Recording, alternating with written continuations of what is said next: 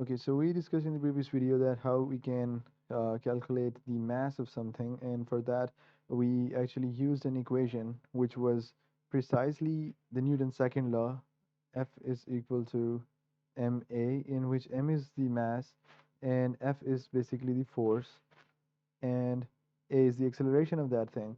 And if we just translate this equation into a scenario of the practical scenario of our planet, we know that the Earth is pulling every object down with a certain force. We call that force to be weight, right? So this force is basically the weight. So we know that if we have any object, it will fall to the ground because there is a force that is being exerted by the planet on this object, and that particular force is called weight, right?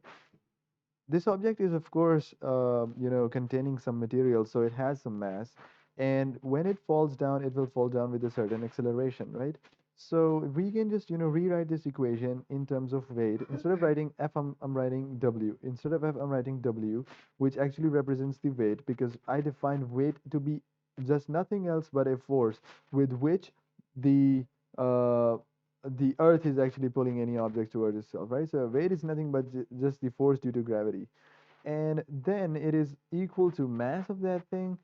And instead of writing A, I'm gonna write this letter G.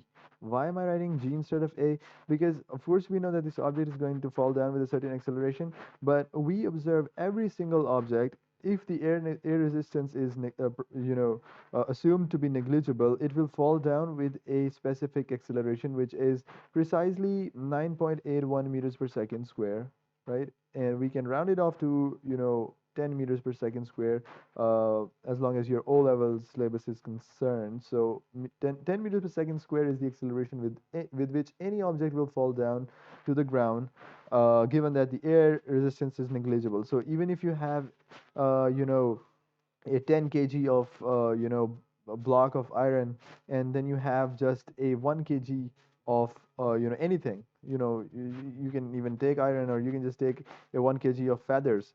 Given that there is no air resistance, they will fall down at the same rate. So instead of writing A, I'm writing G, which is basically this gravitational acceleration with which any object falls down to the ground, given that there is no air resistance. So W is equal to mg is the basic or the fundamental formula that you can use in order to calculate the weight of anything, given that you know the mass of that thing. And then of course the value of g is 10 meters per second square, fixed, so you don't have to actually be worried about that. You just need to multiply 10 with whatever the mass of that thing is, you get the weight.